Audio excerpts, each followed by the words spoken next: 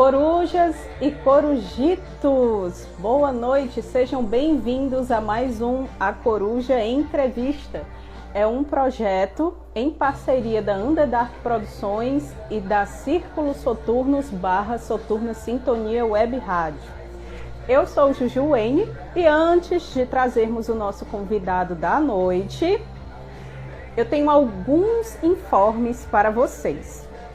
O primeiro é a Underdark Produções. Nós completamos 4 anos esse ano e uma das coisas que nós estamos preparando para vocês, eu acho que eu já posso até soltar aqui de repente, nós temos uma surpresa que em breve estaremos divulgando para comemorar esses 4 anos da Underdark.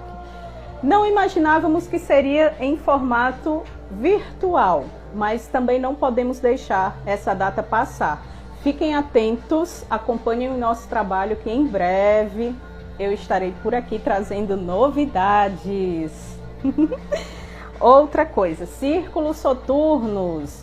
Estão abertas as inscrições para você que gosta de escrever, você que é autor, que gosta de escrever contos, poemas de terror, suspense e mistério. Estão abertas as inscrições para o volume 2 da antologia vampírica.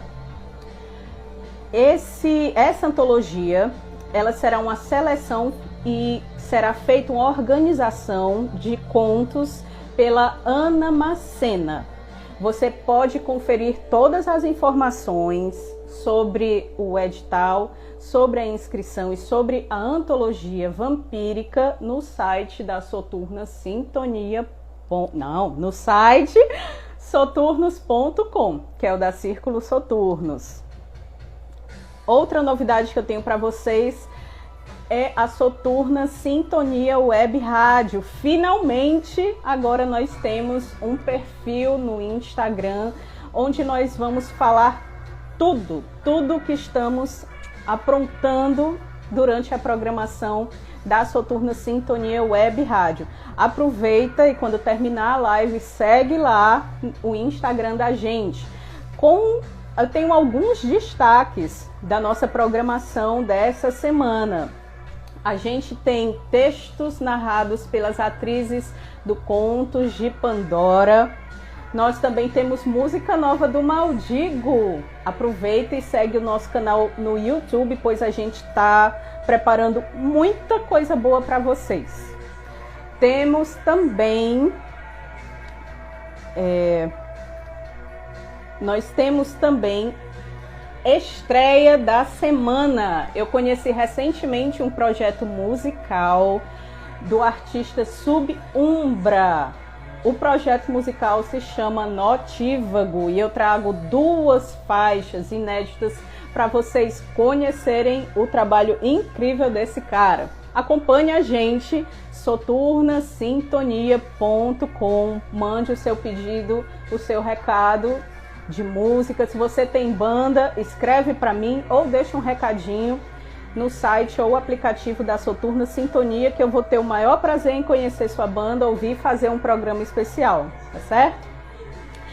E hoje o nosso convidado é o Ayrton S., vocalista da Plastique Noir, a queridíssima Plastique Noir, que é a banda referência da música gótica aqui em Fortaleza, se não uma das mais respeitadas, queridas e admiradas do Brasil e também do público gótico mundial.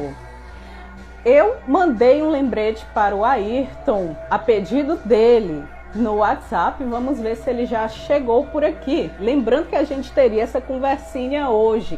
Ele vive me dizendo e me lembrando o quanto a memória dele é bagunçada. Então vamos ver se ele já está por aqui, né? O Bruce, goticão, e a nossa nova mascote, Toia, demônia, morcegata, também estão por aqui. Então se vocês ouvirem algum barulho esquisito, já sabe que são eles quebrando a casa, metendo terror, tá certo? Vamos ver se o Ayrton já está por aqui. Opa. Oi, Ayrton. Oi, Juju, tudo bem? Está me ouvindo bem? Hein? Eu estou ouvindo. Massa, beleza. Eu estava ouvindo você agora há pouco falando e eu estou sob o mesmo risco aqui. Porque a Petúnia e o Fígaro estão correndo aqui, os gatos, A Petúnia, inclusive, é muito parecida com a Totóia daqui. Conheci recentemente, aí decorei logo o nome dela. Muito linda, a gatinha. O meu pai, ele acompanha tudo que eu faço.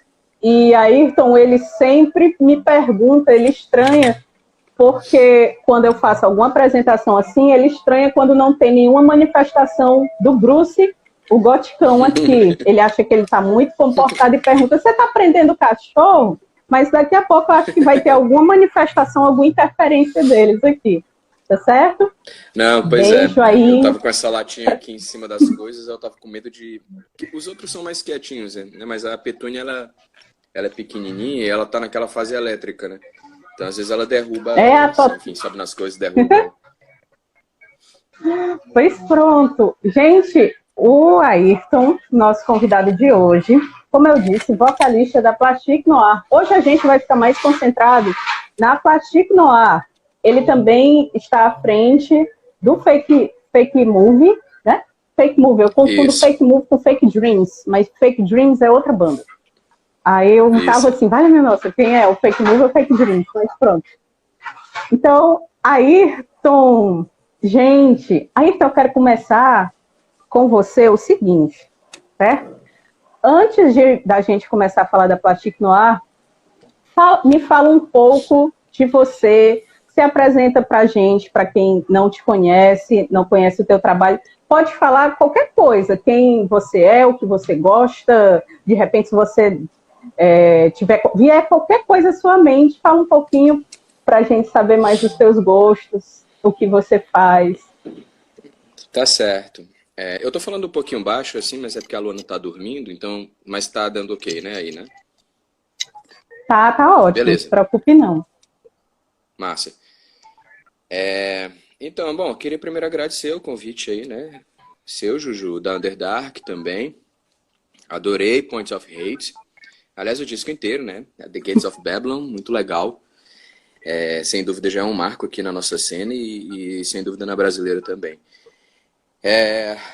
E abraço pro Léo, abraço para toda a galera da Underdark, né? A produtora de vocês é fantástica e vocês fazem um puta corre muito massa. E, enfim, fomenta o surgimento de N projetos, sejam bandas, sejam festas, vocês atuam em várias linguagens, né? Então, enfim, sem muita rasgação de cedo, mas vocês sabem que eu sou fã de vocês. Obrigadão por estar aqui. E quando eu pedi o lembrete, nossa, fica parecendo, né, tipo, estrelismo do cara, nossa, mas ele precisa ser lembrado porque a agenda dele é lotada. Não, porra nenhuma, é só porque o meu sono do sábado é sagrado. E parece que eu tava até adivinhando, porque eu tinha que ter deixado o alarme, eu não deixei, eu acordei sobressaltado e, nossa, o céu escuro já, pensei... Putz, dei bolo na galera, já são 11 da noite. Eu sou meio louco, é só por isso mesmo que eu pedi pra ser lembrado, né? Não é por outra coisa, não, tá? Então não pensem mal de mim. Não. Bom, não, gente, o Ayrton, sempre que eu falo com ele no WhatsApp, ele me faz rir dizendo que a memória dele é uma loucura, né? Então não se preocupe com isso. Ah, não. Foram muitos anos aí castigando meus neurônios. Então, meu nome é Ayrton, certo? Prazer em conhecê-los todos que estão aí online. E eu sou um cara, bom, eu sou músico, né? Também sou artista visual. Na verdade, eu não sei em que área eu comecei a atuar primeiro, assim. Mas, enfim, eu trabalho com design de publicidade também, né? Eu desenho desde meus 4 anos de idade, rabisco as paredes da casa, levava chinelada por causa disso. Também, enfim, sempre fui envolvido com música de alguma maneira, né? Porque, enfim, sabe aquela coisa do moleque mais novo que dividia quarto com o irmão mais velho, e aí ele tinha lá a sua coleção de discos e cassete, aquela coisa, meu irmão era do rock. E enfim, acho que eu me entendo assim por gente, eu já ficava em cima da cama com uma raquetezinha vermelha que eu fazia de guitarra, né? E, e o som que pegava na época, final dos anos 80 ali, era, enfim, o rock, o BR rock, né? Legião Urbana, Engenheiros do Havaí, é, o U2, Police, The Cure, Smiths, essas coisas. Então, o, o- sei lá, eu tô acordando ainda, então a minha mente vai dar umas apagadas, tá? Mas Sem é isso, problema. eu faço quadrinhos também, né? Tem um perfil lá no Instagram onde eu fico lançando, sei lá, pequenas crônicas do dia a dia em 7 caixas. Na música tenho já aí 3 álbuns lançados e alguns inúmeros EPs, né? Já perdi a conta, mas enfim, principalmente no começo o Plastic lançava muito EPzinho. Tô lançando um lance meu mesmo, assim. É claro, além do já citado Fake Oh, Move, né, que lançou 4 faixas no ano passado, tô fazendo umas brincadeiras minhas também em breve. Aí, em momento oportuno, eu provavelmente vou divulgar. Embora seja mais um experimento formal, né, uma coisa um pouco fora do gótico. Então, eu ainda não sei bem o que eu vou fazer com isso, mas eu precisava pôr pra fora. E basicamente é isso, né? Estou desenvolvendo também um trampo de quadrinhos aí em 5 volumes, né? Uma coisa ambientada em Fortaleza no começo do século XX. Toda a minha produção normalmente é ligada a Fortaleza. Eu acho importante isso, levar em conta as nossas raízes, né? Quem a gente é. E é isso. O que é que eu gosto, né? Eu gosto de música, eu gosto, enfim, gosto de espiritualidade de um modo geral. Não gosto de fascista. oh. Sou vegano e é isso. Ao longo do papo a gente pode descobrir outras coisas a meu respeito. A respeito dos quadrinhos, eu acompanho os teus quadrinhos e eu acho muito interessante porque eles são ambientados aqui em Fortaleza, né? E a gente vai reconhecendo os lugares que tu fala. E eu lembro que um dos que mais me marcou foi assim no mercantil do Shopping Benfica, se eu não me engano, que você consegue se ver ali Uhum. andando no mercantil. E outro É porque eu vou foi, todo dia lá. é engraçado, é engraçado que tem um que me marcou também, que foi ali pelo centro, que você viu uma discussão entre um cara e uma moça e ela acabou perdendo um sapato, uma sapatilha, e cada um Sim, foi para um lado diferente. E eu achei interessantíssimo porque desde criança eu ficava intrigada por ver sapato, chinela e às vezes até os dois pares. E eu ficava pensando, gente, como é que essa pessoa voltou para casa desse jeito, né? E eu fiquei com isso marcado por ver uma história disso no centro, né? Desse jeito. isso dá Achei música, hein? muito interessante. Ah, nossa, é Não sei. verdade. Desenvolva, já que Ó, isso te trouxe essa inquietação. a câmera tá tremendo, já são os dois aqui encapetados, viu? Brincando. Já são os dois Pode brincando crer. aqui embaixo, viu? Pronto. Aí, estão aproveitando, a gente sempre coloca música aqui de fundo dos nossos entrevistados e está tocando nesse momento a minha favorita da Plastic Noir, que é Shadowrun. Eu até te falei Uhum. recentemente, né, que o Maldigo fica pensando em fazer tributo das bandas ou de músicas muito importantes para a gente. E eu até pedi autorização para o Ayrton, uns dias desses, dizendo que o Maldigo tem muita vontade de fazer um cover de Shadowrun, da Plastic Noir. E falando em Demorou. Shadowrun, aproveitando que ela aproveitando que ela está tocando aqui, pode me falar um pouquinho dessa música, me contar assim uma história interessante por trás do processo de composição dela? Tem uma história boa nela. Ela me lembra, porque assim, no início ali de 2000, início não, né? Final de 2005, início de 2006, era mais de 2006 mesmo isso, pelo que eu lembro. A gente ensaiava aos domingos de manhã, que era o melhor horário, era mais tranquilo e ninguém tinha compromisso, a gente fazia as coisas com bastante calma. E ao longo daquela primeira fase da gente, a gente ensaiava onde hoje a gente voltou a ensaiar, que é a casa do Daniel, né? Lá no andar de cima tem um quarto, né? Uma sala que a gente fez de estúdio, né? Hoje ela é bem melhor do que naquela época, mas já funcionava. E éramos eu, o Márcio, o Daniel e o Max, né? E eu lembro que eu já tinha saído do Offering, a gente já estava fazendo alguns shows ali pelo Noise 3D, e talvez já até pelo Hey Ho. E a gente já, enfim, já tinha esgotado, né, digamos, o potencial de divulgar mesmo, assim, aquelas músicas da primeira demo, porque o nosso show era muito curto no início, né? Era basicamente o Offering, né? Ou seja, aqui fora de ordem, né? Creepshow, Silent Shout, Thorns and Blades, nossa, esqueci. Quais são as outras duas, cara? Desire Disease e Six Feet Under, né? Como eu tô dizendo, cara, eu tô meio aéreo. E Despertando ainda. o energético vai já fazer efeito, eu vou começar a falar feito um maluco e encadear melhores ideias. E o show era curto, a gente, para não ficar só meia horinha, a gente metia ali um cover do Sisters of Mercy, que na época era o Alice, né? Mas a gente sempre gostou muito do Some Girls Wonder by Mistake, mais do que os álbuns da discografia linear deles mesmo. O Márcio concordará com isso. Então, aí era um show curto, a gente precisava de mais músicas, né? Toda banda precisa de mais músicas sempre, né? E aí eu lembro que a gente começou a compor aquelas que depois fechariam o Urban Requiems, né? Que é o EP seguinte, que era com 7 músicas. As 3 que chegaram foram Ape Street, Shadowrun, e mais uma vez me escapo qual é a outra. Putz. Sei lá, mas enfim, Shadowrun tá nesse bolo. E assim, às vezes a coisa não funciona, né, no processo criativo. A gente fica ali martelando e certas músicas engancham em certos pontos e não vão. Eu lembro que, por exemplo, Rose of Flesh and Blood é mais ou menos dessa época. Ela é uma música muito antiga. Ela é antiga provavelmente, quer dizer, pelo menos a sementinha dela é anterior até o próprio Dead Pop.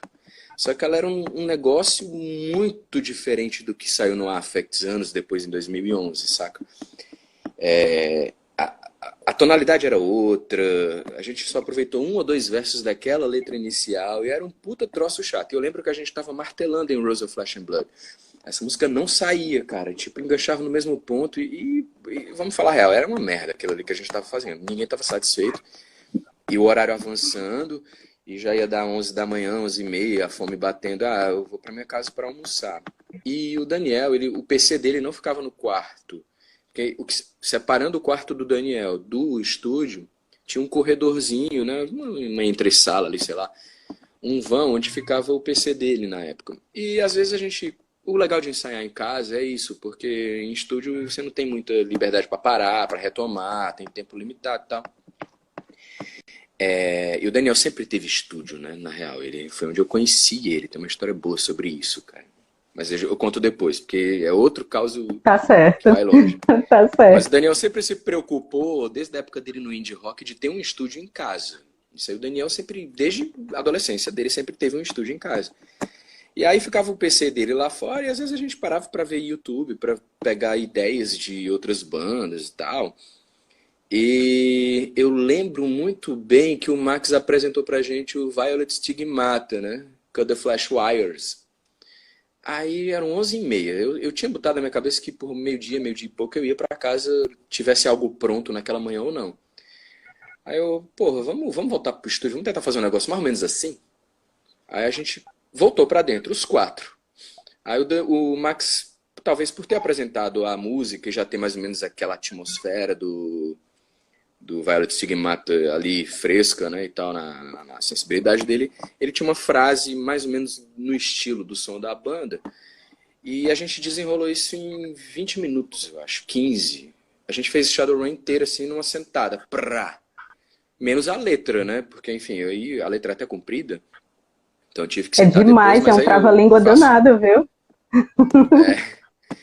E aí mas aí eu uso aquele método que algumas pessoas usam, né, de cantar em inglês que não existe, né, e aí depois aí a gente sempre gravava as coisas, né, e aí aproveita a fonética eu faço isso. Muita gente faz. Isso é bom e é ruim, viu, isso traz uma... Porque você acaba se acostumando com o som. No meu Uhum. caso, eu acabo me acostumando com o som, aí depois para fazer uma letra em cima e desapegar daquela sonoridade, me dá às vezes um pouquinho de trabalho. Pois é, mas é porque às vezes também se você compõe tendo uma letra previamente, você vai a melodia vai meio que ela vai aparecer de improviso, de certa maneira, de regiões inesperadas de onde você tem aquelas notas. Então, uma vantagem de ter a letra previamente é que até tipo o recorte, né, a dinâmica silábica, ela vai te levar para essas regiões que você não esperaria também. Então, assim, os dois métodos têm vantagens e desvantagens. Se você fica muito amarrado nesse negócio de embromation e depois escreve em cima, É. as tuas músicas vão ficar também um pouco melodiosinhas demais também. Isso Uhum. pode ser uma armadilhazinha. Então, sei lá, não tem. Como em tudo em se tratando de arte, não tem manual, né, cara? Cada situação é uma situação. Pronto, Bruno Rocha, eu tenho alguns amigos nossos aqui, que eu estou vendo que chegou o Bruno, o Elias Aquino, Bruno Rocha, do blog The Atmosphere, Lucas Caduco, do Ponta Agulha, a Ana, que está presente em tudo que a Plastic Noir faz, né? Também grande amiga e presente também nos eventos da Underdark. Então, bora começar, né? Ayrton, me diz o seguinte, a Plastic Noir,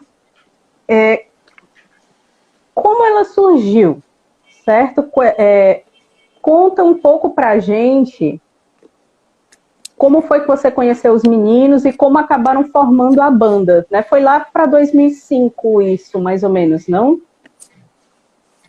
Mas os caras o Daniel e o Márcio eu já conhecia desde 2000, né? O Márcio é meu colega de faculdade.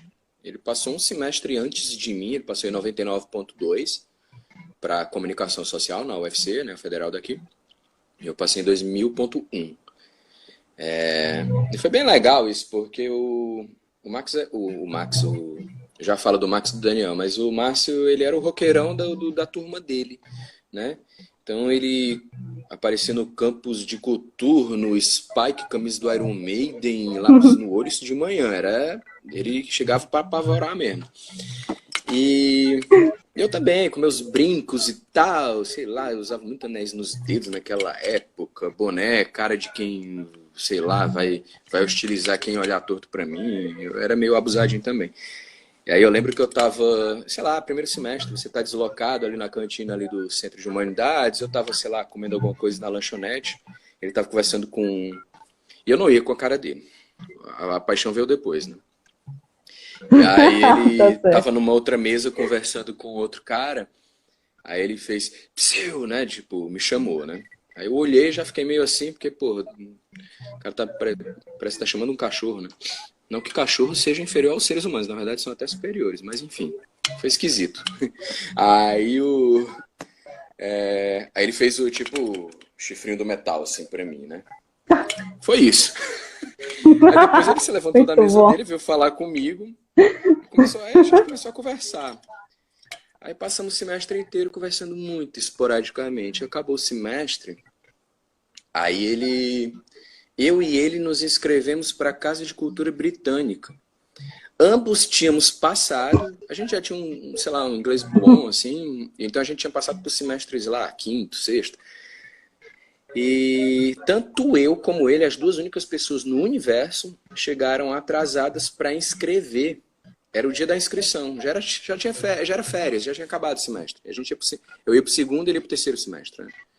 E imagina, o CH1 completamente vazio, eu e ele demos com a cara na porta e, putz, cara, perdemos a inscrição, era até hoje, né? Pior que a gente passou, né?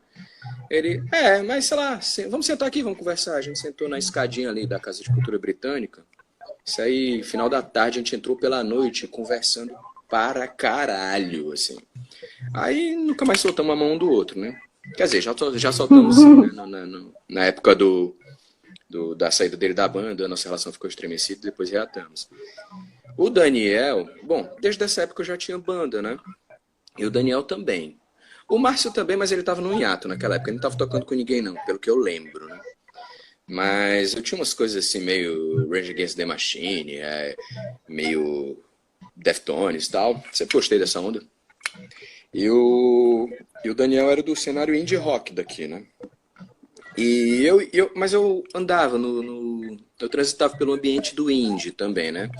Tinha a Casa do Peixe, que era lá ali no Monte Castelo, perto do Daniel, e era engraçado porque ele que produzia a festa. E tu imagina aí, cara, PA, iluminação, amplificadores, tudo da casa era ligado numa única extensão que ia atrás da geladeira do Minha Daniel. nossa. O risco de incêndio, de dar muito errado, isso era Minha muito grande, mas nunca nossa. deu. Era bem underground mesmo. E, e eu colei lá uma vez, nesse rolê. Mas eles também tocavam em lugares um pouco também mais melhorzinhos, né? Mais profissionais, digamos, como era o nome daquela porra que tinha ali perto do Boca Rica, cara? Era Hits Café. Nossa, eu tenho um tiro de dente do Hits Café ali em cima da minha geladeira. Relíquia que a Luana roubou de lá uma vez. 2000 e pouquinho isso aí. E aí eu ia pra ver os shows do Mary Poppins, que era a banda do Dave, que hoje tá no Plastic, pra ver o Daniel tocando no Psico Indie, que era o Davidson, Daniel e mais dois. E então sei lá, eu sempre andei pelo Benfica, porque ou eu sempre morei aqui, ou perto daqui, ou passei a vida estudando aqui, né? Tanto no FB ali da Senador Pompeu, como depois na UFC, né? Na Humanidades. E o Daniel tava sempre na Gentilândia colando cartaz e distribuindo flyer das coisas do corre dele, né? A gente sempre parava pra bater papo, né? Então eu conheço o Daniel daí. Passam-se poucos anos e um amigo meu me chamou para, olha que coisa, para eu fazer um teste. Eu acho que eu nunca falei isso, cara. Um teste num Iron Maiden Hum, cover que tava rolando aí. E eu fazia um. E óbvio que eu não conseguia Falha. cantar aquilo a contento, né? Sei lá, foi um daqueles rolês assim, tipo, não tenho nada para fazer, vamos ver o que é que dá, né? Só foi um ensaio, né? E até que eu me saí bem, segundo Minha os caras, nossa. mas eu não acho que eu. E esse ensaio foi na casa do Daniel, cara. Foi muito curioso isso, né? O Max eu conhecia só de vista, porque eu gostava do Rebel Rockets, que foi a primeira banda gótica da cidade, e ele era da banda. Ele mais dois primos dele, né? O Nélio e o Newton. O vocalista não tinha relação consanguínea com eles, mas era meu colega de faculdade, o Eldon. E, sei lá, eu já manjava o Max, né? E ele tinha um cabelo grandão na época, quando ele entrou no Plastic já era curto, era engraçado isso. Só que ele, foi engraçado assim, já tinha tido um ou dois ensaios, eu, o Márcio e o Daniel, e o Daniel tava tirando um Interpol cover com o Max. Aí o Daniel disse, cara, seria massa um teclado nessa banda. Eu, claro, com certeza. Aí eu tenho um cara pra isso.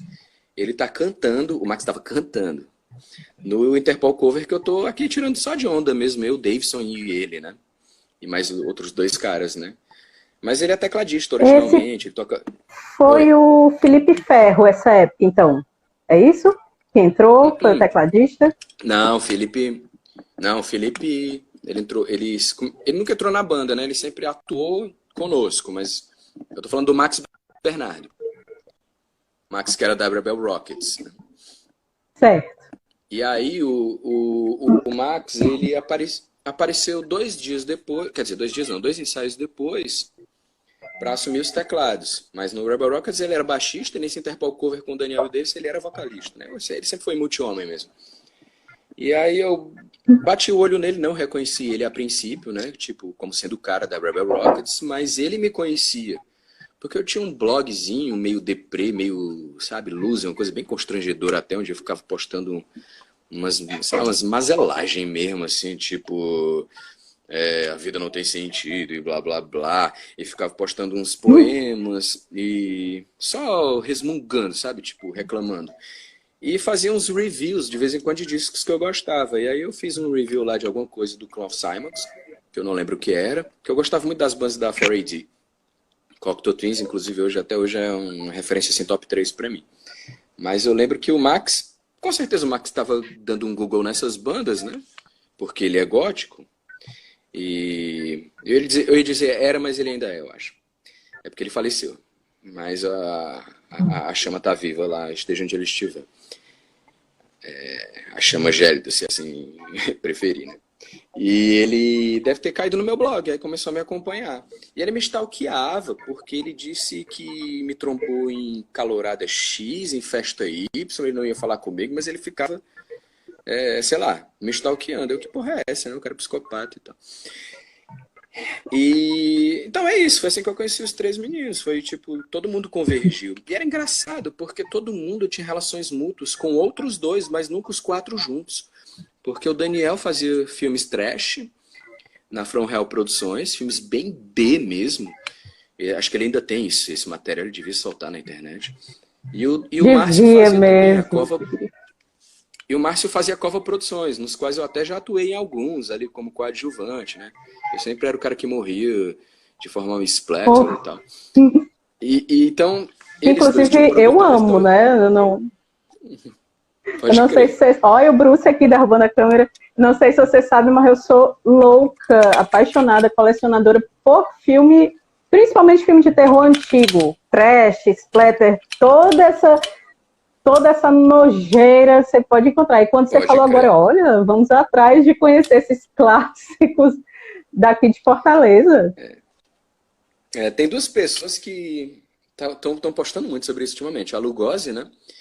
E ela tava maratonando uma série de coisas, tava bem divertido ver as referências que ela tava trazendo. Ela devia abrir um canal sobre isso.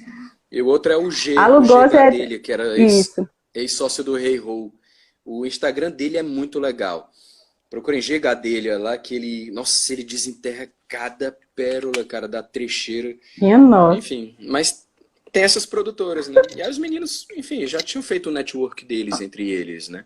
Então quando juntou todo mundo no estúdio pra fazer o Offering, todo mundo já era velho conhecido uns dos outros, assim. Embora nunca estivéssemos estado juntos no mesmo ambiente, né? Os quatro.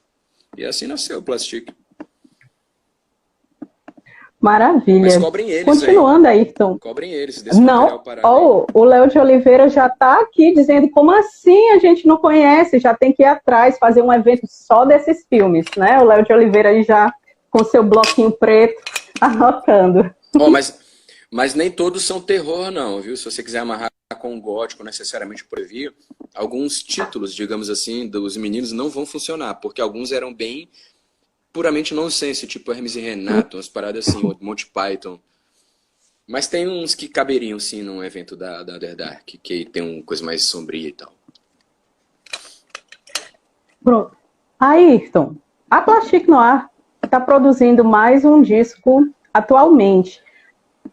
Claro que tem a pandemia, certo? Mas me conta, assim, quais são, desde do primeiro álbum de vocês, se o processo de gravação deles está sendo muito diferente?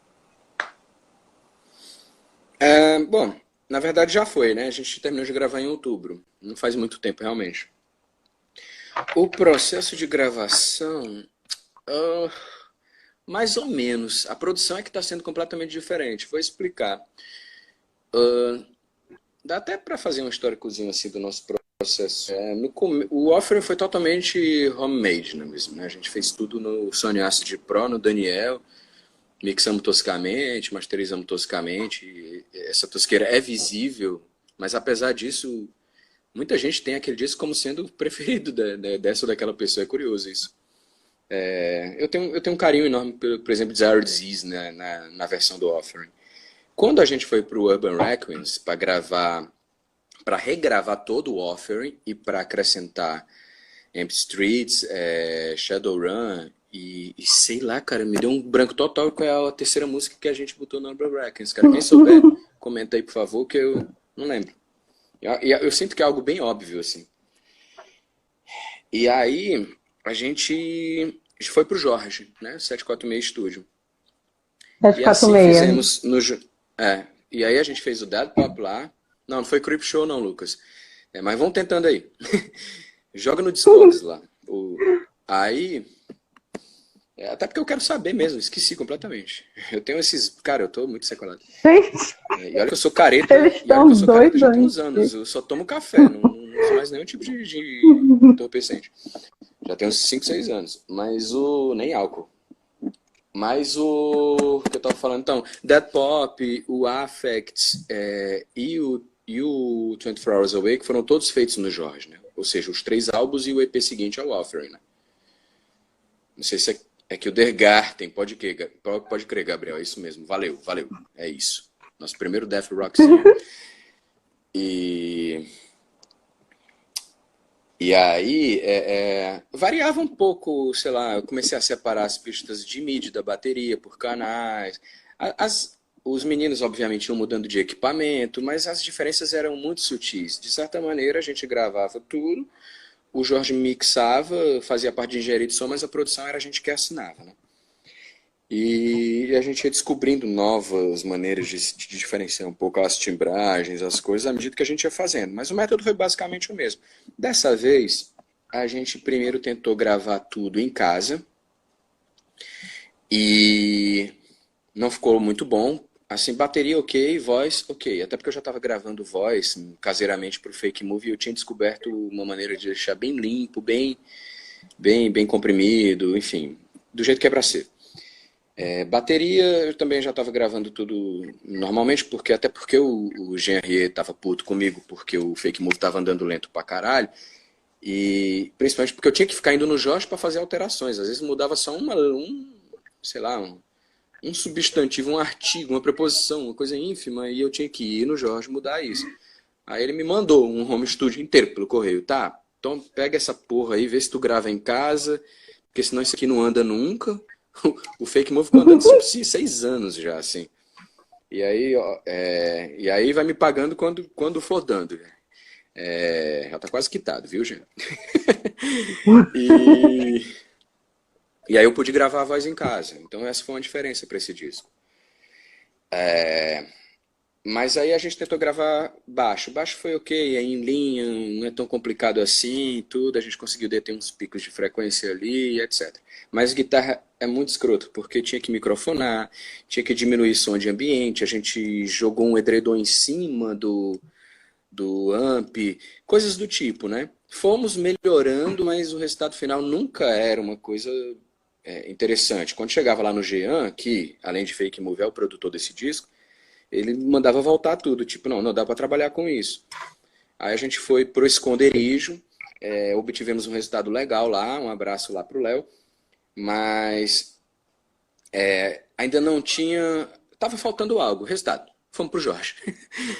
E aí no Jorge, a diferença foi, a gente só gravou lá, mas a gente pegamos as waves cruas, ele fechou o pack, né? E mandamos tudo pro Jean. Com várias versões, a guitarra limpa, para ele atribuir efeitos lá, se ele tiver instrumentos virtuais, se ele tiver, enfim, algum gear, algum hardware mesmo para acrescentar. E mandamos tudo com os efeitos do Daniel também.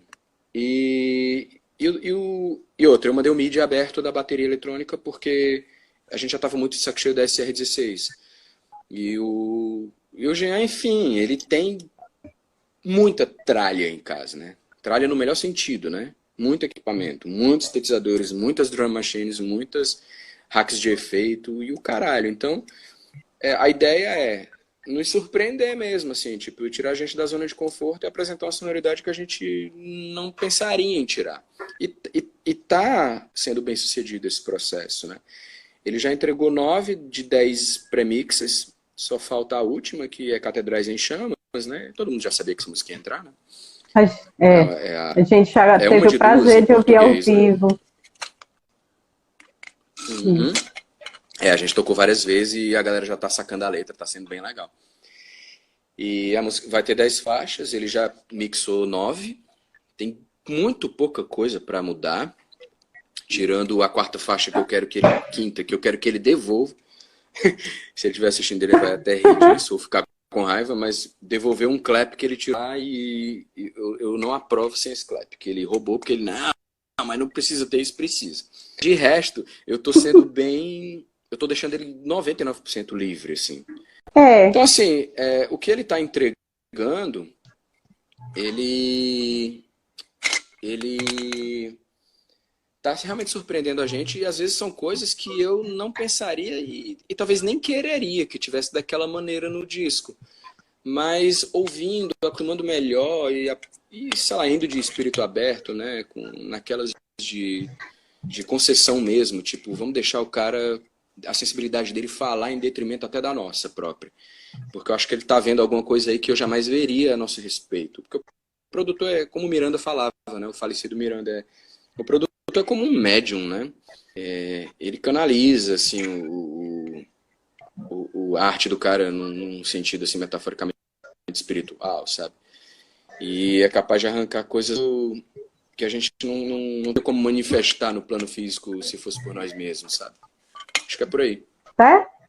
Ayrton, como costuma ser assim a resposta dos fãs da Plastic Noir quando sempre que vocês lançam um material inédito? Você tem alguma história interessante envolvendo, ou engraçada até, envolvendo crítica dos fãs ou um retorno dos fãs? Isso é algo muito importante para vocês quando estão produzindo ou fazendo músicas novas?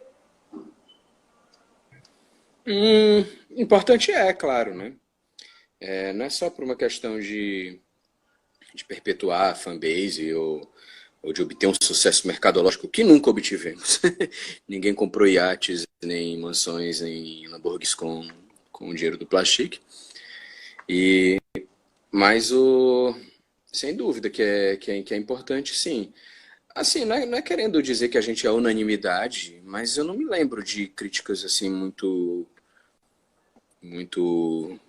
sei lá, contundentes das pessoas, não. Então, assim, não é que a gente seja unanimidade, mas eu não me lembro de críticas mais contundentes, não. O pessoal começou a pegar mais no pé da gente, sei lá, 2 ou 3 imbecis de vez em quando aparecem por conta, sei lá, da nossa crítica ao governo genocida que está aí. E desde antes de ele assumir, a gente batia, enfim, vamos continuar batendo. Mas na questão musical, realmente, e eu repito, não é que sejamos assim, sei lá, entreguemos o produto perfeito, não, mas eu não vejo muita crítica do pessoal, não. Todo mundo tem sido sempre bem carinhoso e bem receptivo. E beijão pra você também, Daniel, você que é lindo. Então é isso. Eu só tenho a agradecer, cara. E estamos ansiosos para soltar esse próximo agora. Já tem capa, a capa ficou pronta 2 dias atrás, essa semana aí a gente solta. Ótimo, maravilha. Continuando, tu me falou um pouquinho das letras, das músicas, né? Assim, quando tu estava falando de Shadowrun, que de repente você fazia a improvisação, né, do idioma que não existe, o inglês que não existe. Aí você já me falou um pouquinho do processo de composição das letras, né? Mas eu, como cantor, eu sempre tenho a curiosidade de perguntar para outro vocalista como é que começou o interesse dele pelo canto, quais são, assim, as tuas influências, né, também de cantores, até você chegar a desenvolver a tua identidade vocal como cantor. Certo. Bom, é aquilo que eu falei, né? Eu era o irmão caçula de 3 e eu dividia quarto com meu irmão mais velho, né? Do meio, a minha irmã, enfim, era uma garota. E ele... Aquela coisa, no final dos anos... Durante todos os anos 80 e até meados dos 90, a linguagem musical do jovem brasileiro era o rock, né?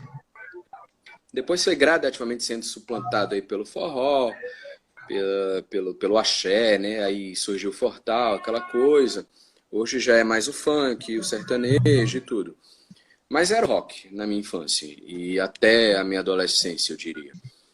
Então eu escutava os inícios do meu irmão, eu escutava as cassetes do meu irmão. E o pessoal da rua, o Dado, né, o DJ Dado, famosérrimo aqui na cena alternativa local, que tocava a casa Nós 3D, onde o Plastic fez o primeiro show, era nosso amigo da rua e tudo. Então, assim, tem o DNA musical desses caras em mim, assim. Então eu ficava de malandro mesmo, de gaiato, eu pegava os discos do meu irmão, ele gostava disso. Então, assim, eu botava pra tocar. Então eu ficava escutando muito U2. Eu lembro que o primeiro disco que eu comprei na minha vida, com o meu dinheiro juntado de lanche, né? Eu fazia muito isso. Todo mundo. Eu comprava quadrinhos e disco, assim. Mas mais quadrinhos do que disco, realmente. Até porque eu acabei herdando muita coisa do meu irmão. E eu comprei o Under a Bloody Red Sky, né? O ao vivo do U2. Então eu gostava muito de pós-punk, né? Já anos depois é que eu fui enveredar mais pela faceta mais escura do pós-punk, né? Então entra o gótico aí. O próprio Márcio me apresentou muito material, assim, que eu conhecia pelo título ou por um hit ou outro, mas eu nunca me aprofundei nas discografias, né?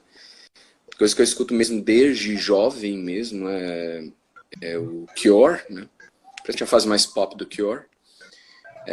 Smiths. A minha irmã, ela tinha um cassete do A-Ha, que ok, já é mais New Wave ali, mas que era o do East of the Sun, West of the Moon. Eu lembro que era o cassete oficial, tinha um encarte com letras, né? No cassete, isso 91, 90 por aí. Não, acho que era na época do Rock in Rio 2, então 91, exatamente. Essas coisas, né? Police também, a gente escutava demais, então...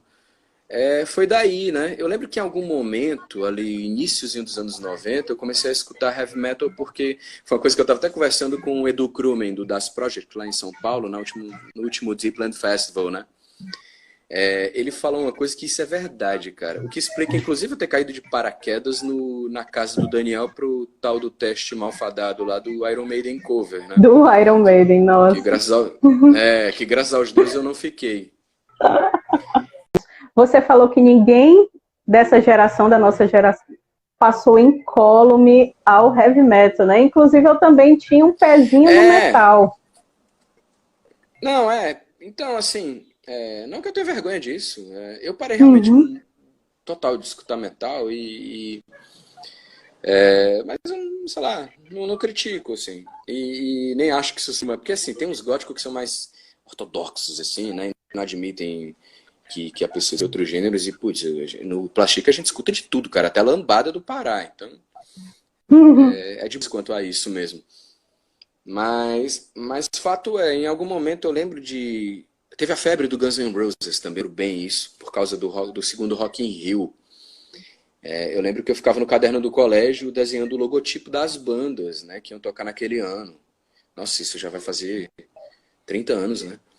Aí eu ficava desenhando o logotipo do Megadeth, enfim, do Guns N' Roses a gente tinha, né, o Appetite for Destruction, em vinil. Acho que foi mais ou menos nessa época aí que eu pegava a raquete vermelha para fazer de guitarra. Então, os solos, né? Coisas, né? Mas a gente sempre escutou música em casa, assim, muito. Meu pai não é músico, mas ele sempre foi, enfim, malandrão da boemia, aquele papo todo. E eu tenho lembranças muito vívidas de a família inteira voltando da praia num Fusca e meu pai escutando, sei lá, Roberto Carlos, na fase ali, melhor fase dele, eu acho, de 77 até 81. 78, aliás, aquele disco de 78 é foda, eu escuto até hoje. Acho que o Roberto Carlos deu tudo em 81 mesmo, foi o último disco que prestou, que tinha as baleias. Né? Nossa, aquilo é cortante. E AGP, samba antigo, Benito de Paula, né, que um dos caras que reincorporou o piano no samba. Me lembra o Clube da Miragem, né, o projeto paralelo de samba gótico, lá de pagótico, né, do Ricardo Santos do Downward Path, foi fazer anos depois, né, que é aquele samba melancólico. A minha tá no DNA da música brasileira, cara, não tem pra onde fugir também, né. As pessoas querem vender uma ideia de que no Brasil tudo é festa, caipirinha, bunda, samba, aquele papo todo, mas nós somos uma nação doída, cara. As tensões estão aí, sociais, políticas, econômicas, estão aí desde sempre e até hoje. Isso não tem como não repercutir de uma maneira minimamente traumática na maneira como a gente se expressa artisticamente. Ayrton, a respeito das bandas brasileiras, eu sei que a gente está numa pandemia, mas eu sinto que do início da pandemia, desde que tudo isso, esse pesadelo começou, tem muita banda produzindo, né? Muita banda já lançou trabalho também. Eu tenho conhecido, toda semana eu tenho conhecido bandas diferentes, não só aqui do Brasil, mas de fora também, o México, Costa Rica, a Argentina, eles têm, Venezuela também, tem algumas produtoras desses países que entram em contato com a Underdark Produções para a gente estreitar esses laços da cena gótica entre os países latinos, né? Então, a respeito da própria cena, do movimento gótico, como é que você vê atualmente, né, em relação às bandas que estão surgindo, ou até mesmo bandas mais antigas que estão retornando, produzindo material novo? E se você poderia citar alguns exemplos dessas bandas novas que você conheceu, tem escutado e poderia indicar que você admira para que as pessoas conheçam o som? Nossa, vai parecer muito, sei lá, programa da Hebe Camargo, do Faustão, mas, cara, desculpa, sério, eu juro que não é porque você tá me entrevistando, mas mal digo. Escute o At the Gates of Babylon. Não, mas é sério. Que bom. E outra, eu escutei o disco, escuto com frequência. Essa é uma razão. Ah, o Anum Preto, sim, sim. Eles estão sempre lançando coisas muito fodas. Eu ainda gosto mais do primeiro, não tenho críticas ao segundo, mas eu tenho um carinho especial pelo primeiro deles. É o Inferno Interno, é isso ou não? Vai parecer eu gosto muito do Inferno Interno, mas eu não tenho certeza se é esse. Também. Aquele lá que eu acho que a arte é preto e branco, assim, é bem mais mínimo, até não só no design, mas na produção. Enfim, agora, não só por isso, e não é para se pagar de bairrista também, ou para meramente elogiar os entrevistadores, mas eu estou escutando pouco gótico, para falar a verdade. Então tem isso também. Não é que eu, sei lá, esteja esnobando a cena. Não é isso mesmo. É porque, primeiro que eu não escuto música direto. Eu privilegio muito meus momentos de silêncio também. Então, às vezes eu passo 2 meses sem escutar música, te juro, cara. Eu escuto mais música quando eu corro. Tem isso também. Motivo pelo qual até hoje eu nunca assinei o Spotify, embora o Spotify ajude a pagar minhas contas. Porque eu não corro com celular. Então eu ainda tenho aqueles fones assim, que leva micro SD, né? Que aí eu já... Então, de certa maneira, eu sou um dinossauro da era do download ainda. E aí eu tava escutando muito coisa assim, tipo trip hop de novo, algumas coisas, sei lá, do trap, menos aquela parcela misógina e da ostentação boba, são interessantes. Então, eu tenho escutado coisas assim, né? Então, eu não sou a pessoa mais, sei lá, mais indicada para comentar a cena atual da nossa banda. O Daniel é o cara que pesquisa, sabe? Ele tá o tempo inteiro dando F5 no cenário brasileiro e vendo o que tá acontecendo. E aí ele me passa. E aí eu fico, essa é legal, essa não é. Só que eu não tô vendo o Daniel. Eu não tô vendo ninguém, né? Por causa da pandemia. Então tem um pouco disso também. O Capeta é um também que tá sempre com os lançamentos dele, né? Da Deep. Red Pajama, né? Inclusive. Pois é.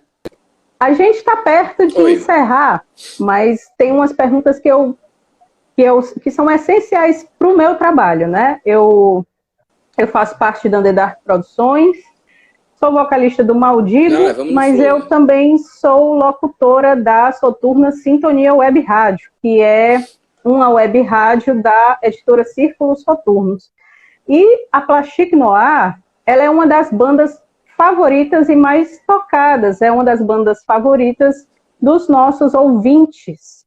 E eu gostaria, assim, para você,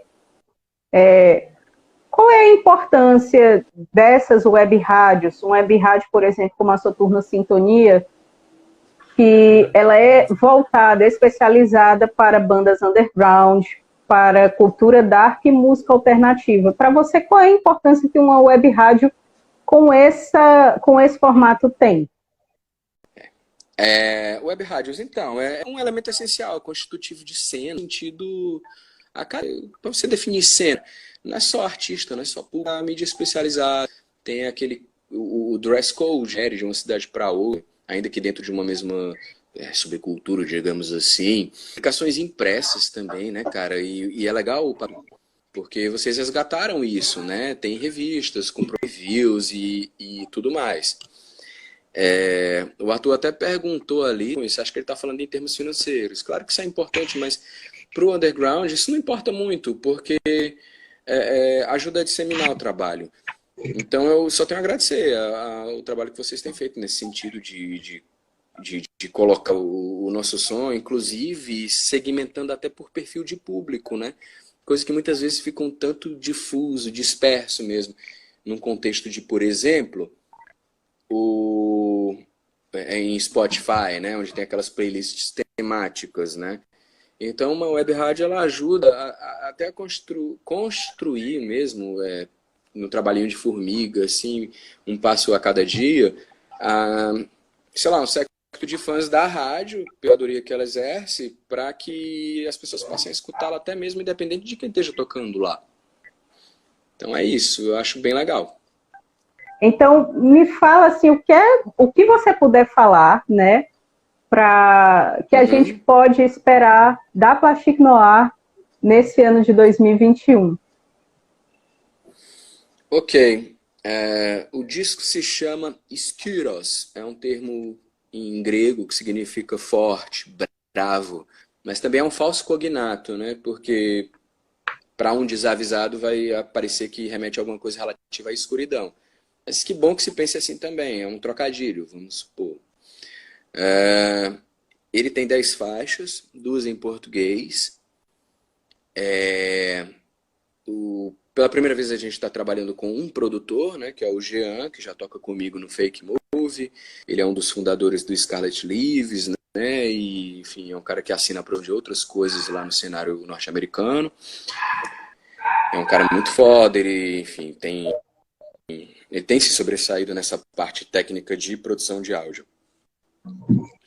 Né, nas faixas, embora nem sempre ele deixe isso se sobressair enfim, no viés pelo qual ele envereda na produção de cada faixa, respectivamente, né? Então, alguns o synth vai estar mais tímido, em outros vai estar mais gritante, e por aí vai. Muito obrigada pela oportunidade. Beijo para a Luaníssima, para o Malkovich, para o Fígaro, para a Petúnia. Beijo também para o Daniel e para o Davidson, né, que não estão aqui, mas eu vi que o Daniel estava acompanhando um pedaço também. E eu espero que a gente possa continuar trabalhando junto, né, em outros projetos com The Dark, com Saturno Sintonia. Aproveita e deixa um recadinho para os nossos ouvintes, que eu costumo chamar de corujas e corujitos, que são fãs da Plastique Noir, e também o pessoal que acompanha a The Dark Produções, os fãs da Plastique Noir. Dá um recadinho pra gente. Gente, brigadão por todo mundo que apareceu hoje. Brigadão, The Dark, esse fechamento com a gente aí tá eternizado. Parabéns pelas produções. E a gente vai se falar muito.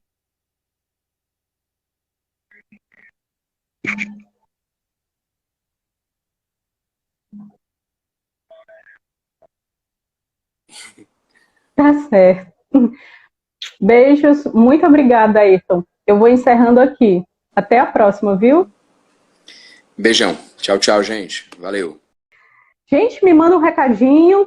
Se você tem banda, manda o trabalho da sua banda para mim. Eu vou ter o maior prazer em conhecer e ajudar a divulgar o seu trabalho, tá? Beijos, tenham um ótimo sábado. Se cuidem e fiquem de olho, porque a Underdark Produções está preparando uma surpresinha para vocês para comemorar os nossos 4 anos de produtora. Beijos da Coruja. Trevas!